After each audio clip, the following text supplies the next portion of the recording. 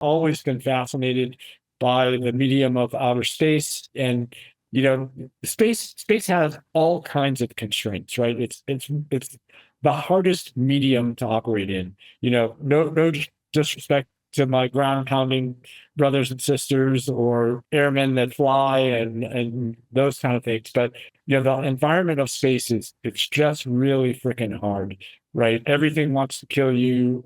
You can't see it, so it's not really tangible. The physics are seemingly different than they are on the planet.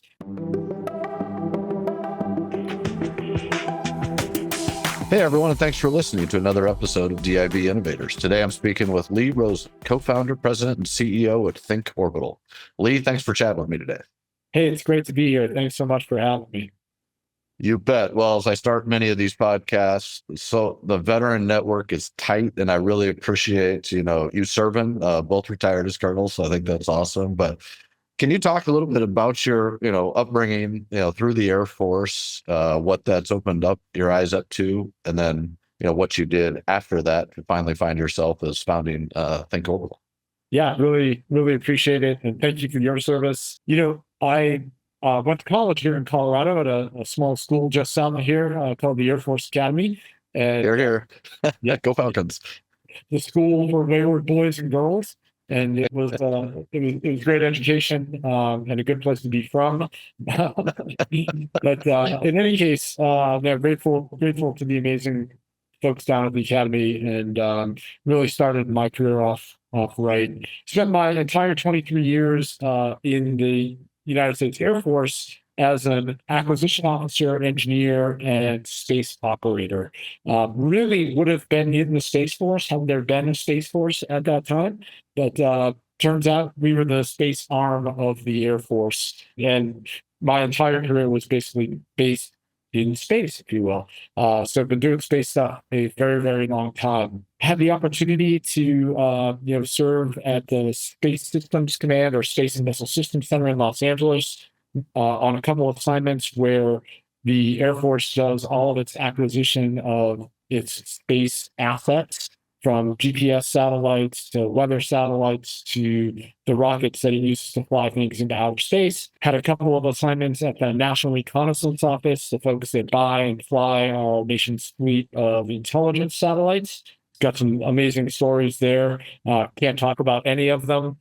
Just know that your tax dollars are being wisely used by the National Reconnaissance Office and providing eye-watering data for our warfighters and strategic decision makers. And then also did a staff tour at the Pentagon, which was always an interesting thing to do on the Joint Staff. As the imagery expert on the Joint Staff, and would get, my one star would grab me. We'd go into the Secretary of Defense's office, and he would yell at me for why this intelligence asset is down, and how can you, when's it going to be back, and why don't you go fix it right now? So some pretty amazing opportunities as a young captain major, hanging out in the halls of the Pentagon with people that didn't really understand what space was all about or how it worked and things like that, and had to serve kind of as a translation function as best we possibly could. And then had the opportunity to command, which for those of folks that have been in the military is kind of the pinnacle for most folks' careers, and commanded at both launch bases at Vandenberg Air Force Base in California, where we built the what was called the Evolved Expendable Launch Vehicle, the Atlas V and Delta IV Boeing and Lockheed Martin products to launch national security payloads into outer space. We built the launch pads for those. And then at Cape Canaveral as launch group commander, where we got to kind of do national security launches, commercial launches on a very small scale, and help new companies like this little company called SpaceX get started at Cape Canaveral. And that's kind of my origin story for my post-retirement career. And happy to dive into that, Dave, when you're ready on the whole SpaceX thing, because that part was something. But, serving for 23 years was an honor, and hopefully made some great contributions to our national security and our efforts in outer space. Well, I'm sure it did. Yeah. Well, with that, talk to me about why do you like space? Like what's exciting to you about working in the space industry? Dude, I was the president of the Randolph High School Model Rocketry Club, so this has been something that's been sticking with me for a long, long time. Always been fascinated by the medium of outer space. And, space has all kinds of constraints, right? It's the hardest medium to operate in. No disrespect to my ground pounding brothers and sisters or airmen that fly and those kind of things. But the environment of space it's just really freaking hard, right? Everything wants to kill you. You can't see it, so it's not really tangible. The physics are seemingly different than they are on the planet, even though they were not really different. They're just not as apparent as they might be for an apple falling out of the tree here on Earth, right? So things are very different about space. And as an engineer and curious person, you get excited about solving really hard problems. And space and the frontier of space have, in my estimation, some of the hardest problems that we've had to solve and will continue to have to solve. And that's always enthralled me. Yeah, it is very different. The air is very different. Water, I mean, it is, but it is cool because it's unknown until just recently, it seems like, because very few people had that perspective.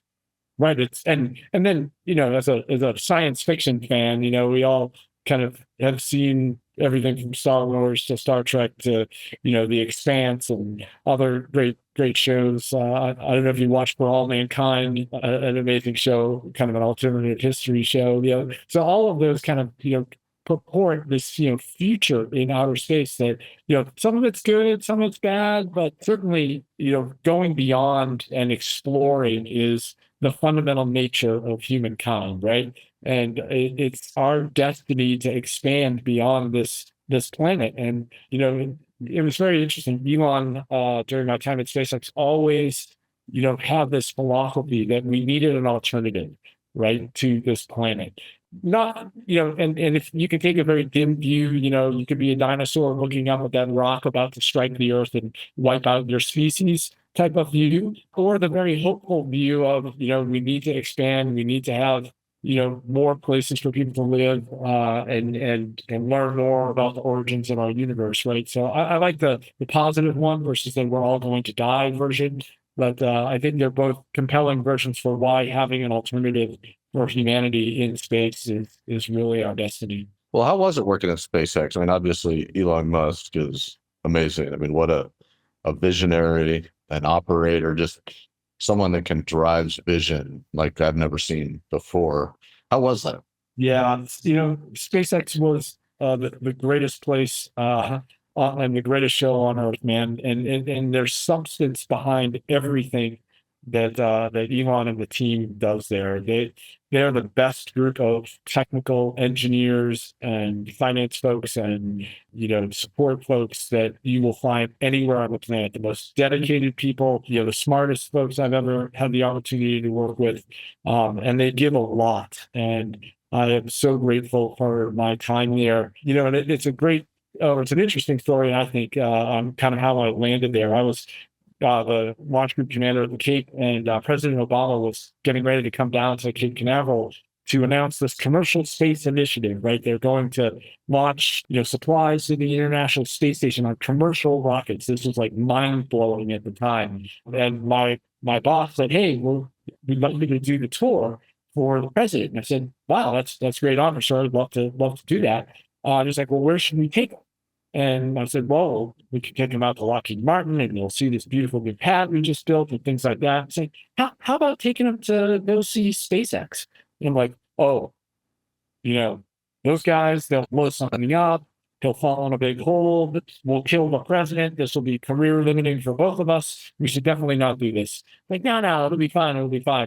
And, waiting for President Obama to show up, it was pretty much just me and Elon in this room hanging out for a couple of hours. And, he was asking me all kinds of questions about, how do you do it today? What happens after you launch the vehicle? What do you mean you throw the vehicle away after you use it? Do you know any other mode of transportation that you throw away after one usage? Do you jump out of an airplane after you fly it once? Why do you think, airline tickets are so cheap and rockets are so expensive? It's because we throw stuff away.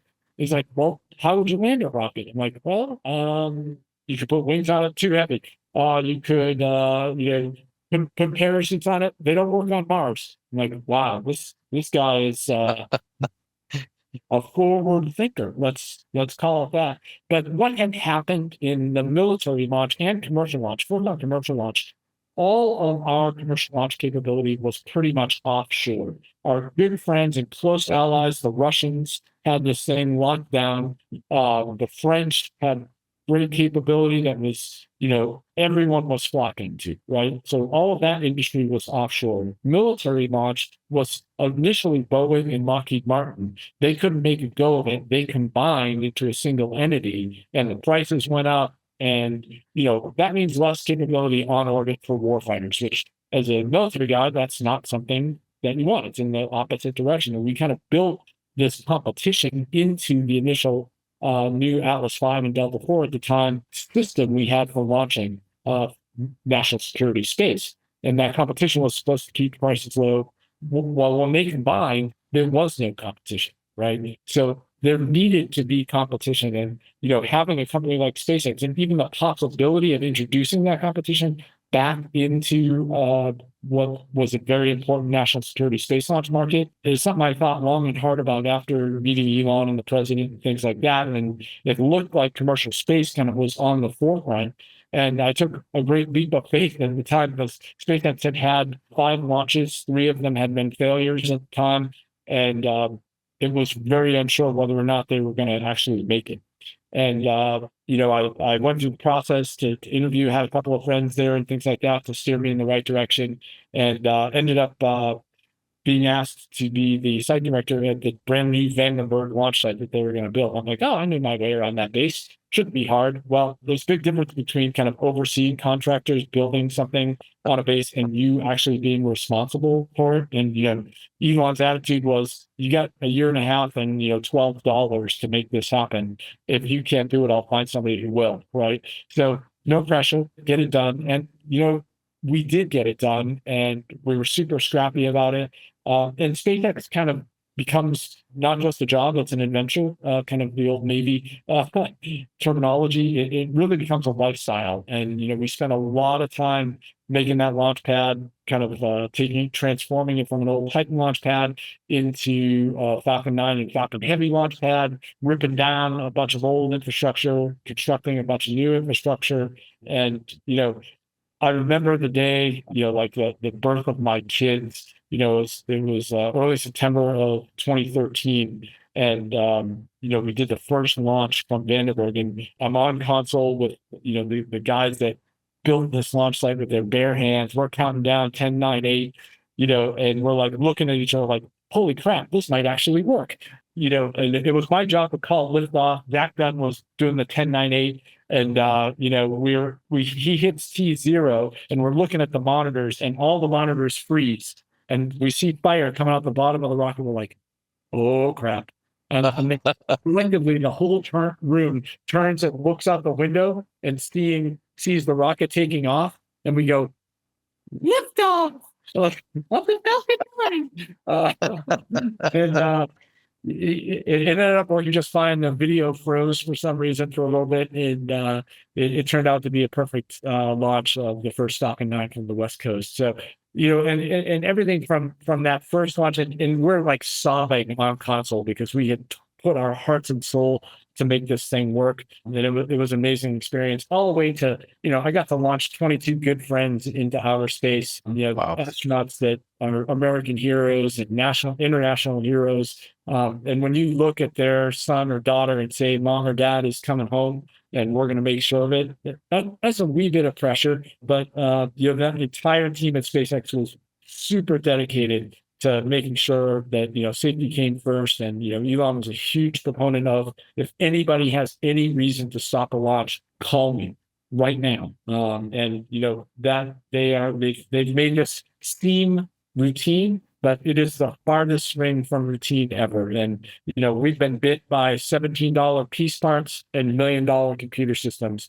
And you really don't get a second chance on launch. So we used to call them a million consecutive miracles that have to happen, but they're not miracles. It's just math. right? And you've got to be super rigorous and disciplined and make sure that all of that math works right before you go launch anything into outer space. And you've seen from a spate of failures and things like that, that it is still wicked hard to do, and you've got to concentrate on it. Anyway, sorry, long answer, short question. No, what an amazing story. And I can only imagine being in that environment because yeah, that man and that company have changed space for the world. I mean, and you were a part of that. This isn't about SpaceX, but give me one good Elon story and then we'll get to ThinkOrbital. Oh boy. Well, we were building,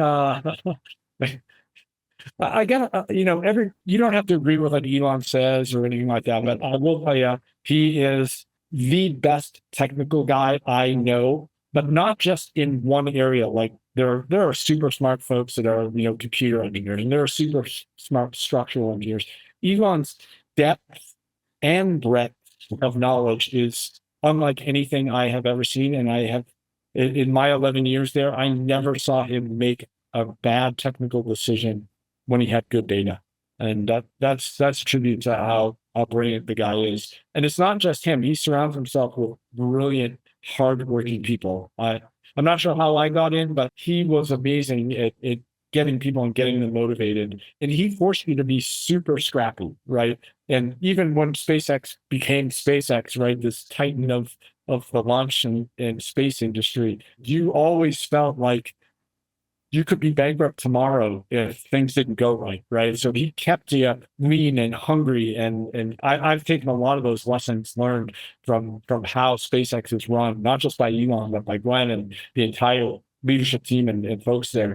But in any case, one when we were building Vandenberg that was kind of fun was we had to build a road from the hangar where the rockets are assembled and stored prior to launch to the actual launch pad. 850 feet. It had to be 100 feet wide and had to bear a rolling weight of around 1 million pounds or something like that, right? So it has to be a pretty beefy road, can't be a little cheap thing. And, we were like struggling to get the price down because we knew that we were going to get nailed on it. And, first estimates were like $5 million to do this. And then we got it down to $2 million. I'm like, that's not good enough. And we got it down to $1 million. And we walk into this meeting with Elon, and he's like, okay, what are we talking about? Okay, we're talking about this road that gets from the hangar to there. He's like, well, how much? I'm like, well, we got it down from, 5 million to 1 million. He's like, have you lost your effing mind? I just paved my driveway in Bel Air. It's longer than that. And I paid $300,000 for that.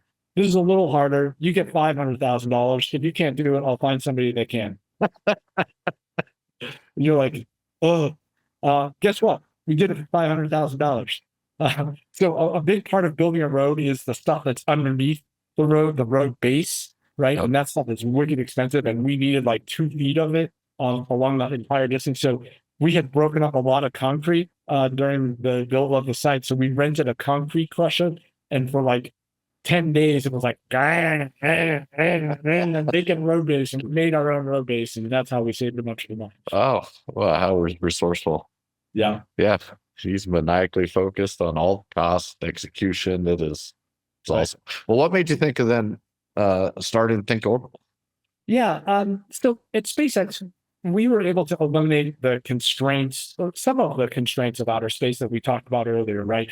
Getting to outer space is now reliable, it's affordable, it's super high cadence, all of those things that we had always dreamed of. And credit to SpaceX for making that happen. For $100 a month, you can get data pretty much anywhere on the planet using Starlink, right? 250 megabits per second, low latency data that works beautifully. In fact, this link that we're talking on is over a Starlink satellite. So that's pretty cool. And, in my estimation, the next big constraint that we have to go after in outer space is the size of things in space. Everything in space is relatively tiny compared to any terrestrial application. You would not build a factory here on Earth to produce something at large scale or large volume that's, 30 feet long and 10 feet wide, right? It makes absolutely no sense.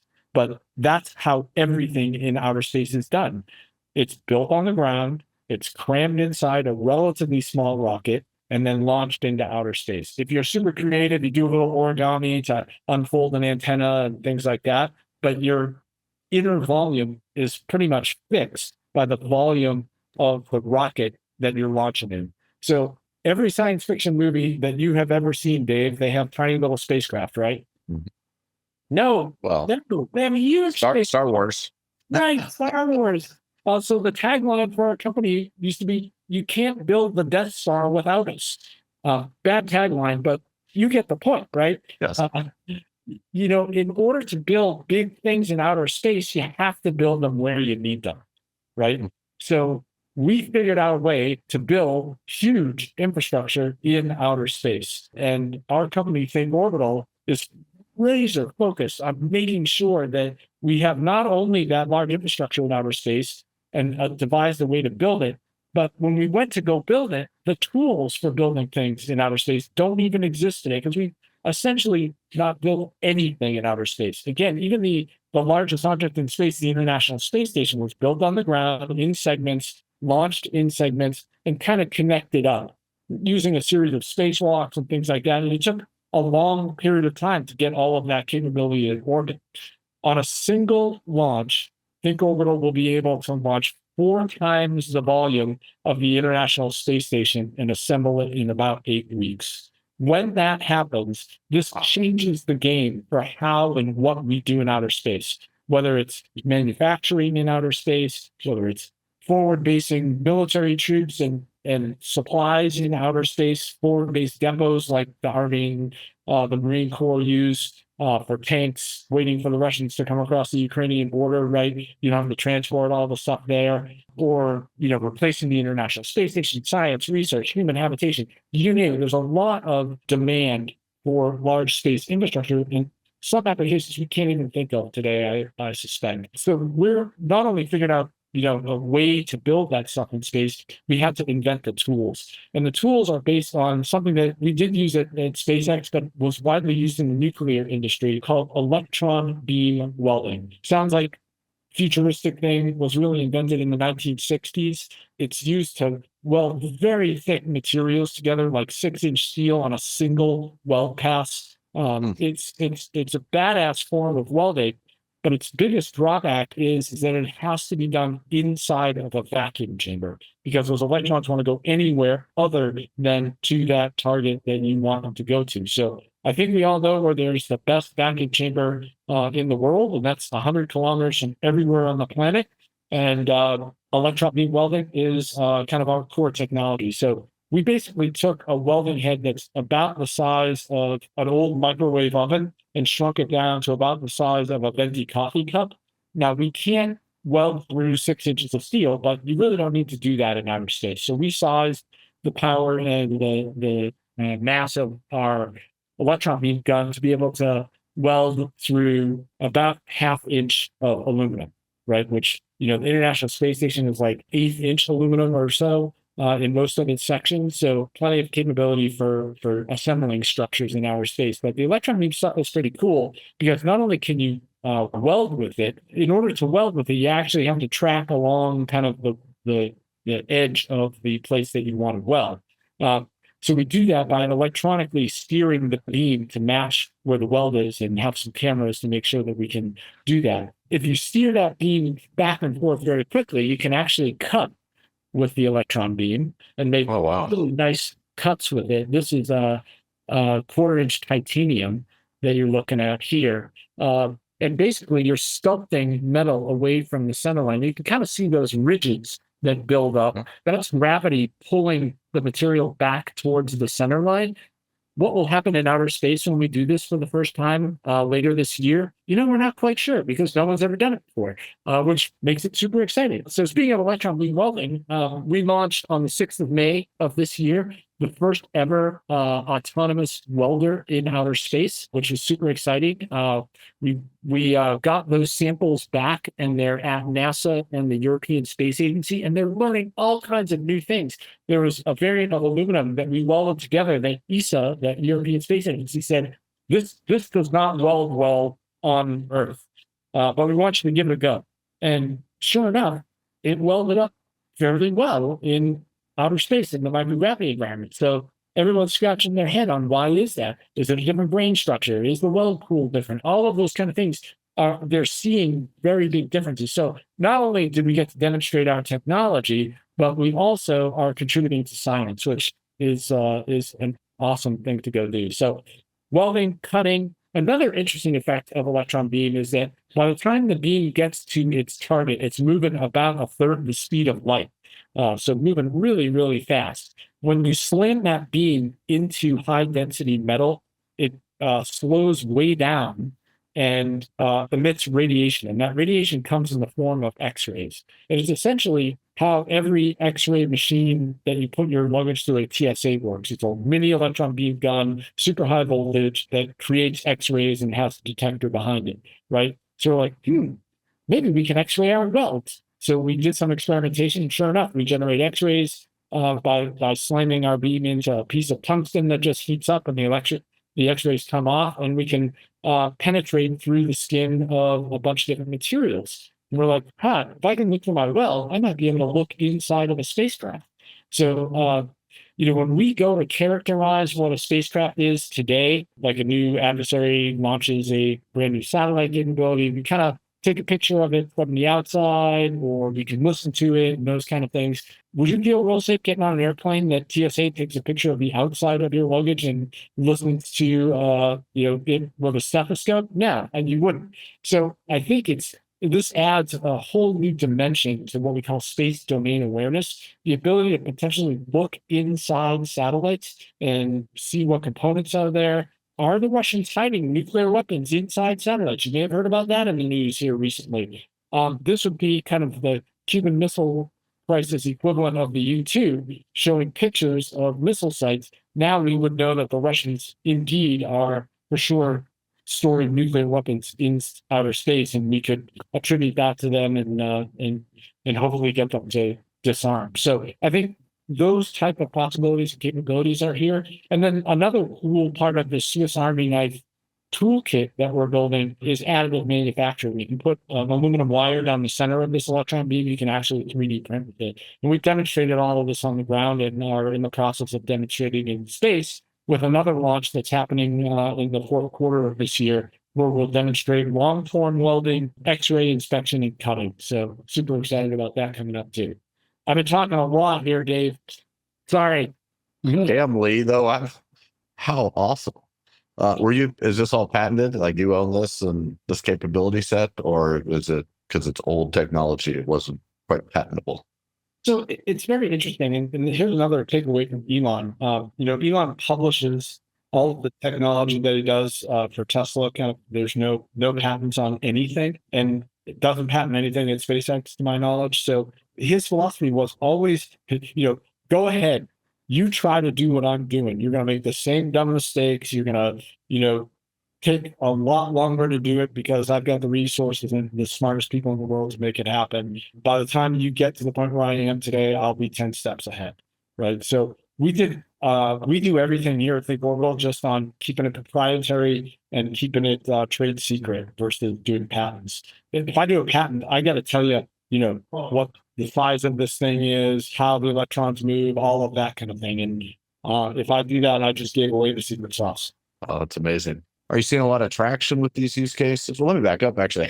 So you have one, is this on its own satellite, like its own maneuver body that's able to then steer around space? And yeah, so the plan is to package this whole thing into a robotic arm with an end effector, which is basically the hand of a robotic arm that would hold the welder, cutter, X-ray capability, and additive manufacturing capability. And we're flying a third flight late next year with a robotic arm end effector to demonstrate on that on board somebody else's vehicle. Right. So there's a whole host of folks that are building very capable satellite servicing missions. Our friends down the street at Orbit Fab are building applications in space. Our friends in Denver are building tow trucks in space, Astro scale, right, and imaging satellites in space. And hunter killer satellites. Our friends down in Centennial, True Anomaly, are building those kind of things, right? So there are plenty of folks that are building very highly maneuverable, capable servicing and inspection kind of satellites. We want to be an add-on to those satellites and provide this toolkit of, a Leatherman full of different tools to be able to use for servicing, for space domain awareness, for diagnosing anomalies, all of those kind of things in this very small, lightweight package. Yeah, I saw something he put out there. It was like, imagine a soccer ball taking it to space, and just the little leather pieces, if you could stack them up and then you could make a giant ball, right? By putting those balls in a container and sending them.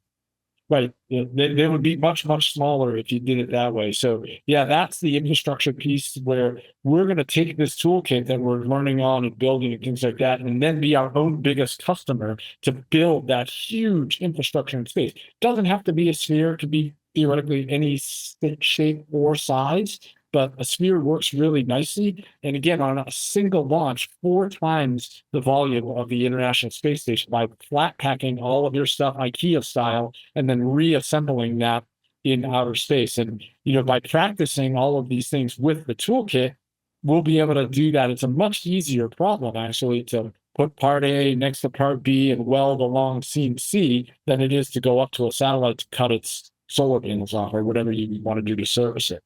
Yeah. Yeah. Holy cow. And so what's the biggest challenge you've seen in, creating these tools and capabilities in space? Is it just the unknown, or? What I like to refer to as what's within the realm of the possible, right? And another Elonism was the only laws you can't violate are the laws of physics, right? And we put a lot of constraints around everything we do every single day, right? And whether it's, and there are important constraints for environmental, for regulatory, for, this is the way we've always done it. There are constraints that are abundant, right? But if you set those constraints aside when you're first looking at the technology and only concentrate on the physics behind what you're doing, the realm of the possible expands dramatically. So the biggest risk and challenge that I have is explaining to people that this is not science fiction. This can really happen, that the physics close, that we can actually do these type of things and build these huge infrastructure platforms in outer space. And everyone's like, oh, that's Star Wars kind of stuff. And it's like, and it's 20 years away. And it's, no, it is not Star Wars stuff, and it's math, and it's 5 years away if we get after it very, very quickly. And that's exactly what we're doing. Are you finding the regulatory restrictions of, our agencies that put on space, your partners, is a challenge, or are you getting around that? The interesting thing is there's not a whole lot of regulatory thought out there because all of this stuff is so new. Like when we are doing the second launch, the questions that the FAA have for us are, is it like a laser beam that can, go on and blind a satellite? And I'm like, no, it's not. Good question. After 4 centimeters, the electrons kind of disperse and, you wouldn't know that they're there, right? So it's not a collimated beam of light like a laser. It's a focused bit of energy, right? So again, you have to explain these things because people look for analogies, and showing them what's in the realm of the possible is a super huge challenge. And the regulatory environment, frankly, hasn't caught up yet with huge infrastructure in outer space or doing satellite servicing and things like that. There are some norms. Like if I want to go get an image of a Russian satellite, when you get inside 10 kilometers of somebody else's bubble, people tend to notice, right? So will those norms change in a warfighting environment? Heck yeah, right? Will they change, are there clandestine ways to do things differently? Of course there are. So, I mean, you have to kind of look at, is it possible in physics? Yes, absolutely possible in physics. Are there norms and regs and stuff like that? Yeah. Can we get around some of those? Likely. So that's the attitude that we take anyway. That's fantastic. Well, how did you put together a team that can be so innovative? Because obviously innovation, thinking outside the box is critical. I mean, you had some experience at SpaceX, but was it hard to get those people and get folks to think that way? Half of our team worked with SpaceX. So that was and I didn't Elon, Gwen, I did not poach a single person. I swear. So that is a ready source of folks that are, tried and true and battle tested, if you will. So we've got several folks that have SpaceX experience. We've got several folks that are military veterans, right? That kind of know the sacrifices that need to be made to make an important mission happen. And we've got a lot of folks that have great industry experience. We're mostly with smaller companies because you have to be scrappy. Life could end tomorrow if we screw this thing up. And have that kind of never say die attitude. And that's the type of folks we look for and bring on board. We're still small, only 11 full-time equivalents, but we're growing and we're raising money and we're, got new missions and we've got customers that are starting to form up. So it's all happening. Do you find that the VC crowd is interested in this and sees the value, or is this also another challenge of raising capital? It's certainly a challenge of raising capital. There's no question about that. Every investor wants to make money and they want to make money fast, right? The space industry typically is not fast money. And a lot of investors like call it a space investment, but it might be a computer/AI/processing type of investment, and they call it a space investment. The hard tech space, building real hardware. That's another thing you suffer from is what the past looked like, right? Oh, you're a space hardware company. You must need billions of dollars to make this happen. You must need 20 years to make this happen. And, that's not for us. So and you have to explain to them that no, this technology exists. We've flown it. It works. We are going to be selling stuff next year. It blows a lot of people's minds that this is even, again, within the realm of the possible. So, yes, raising funds and convincing VCs that, and it's a market that I'm not allowed to use this with VCs, but there's a bit of a build it and they will come market, right? Because no capability exists today. You bring the capability and now there's a market. And we had a similar problem at SpaceX, right?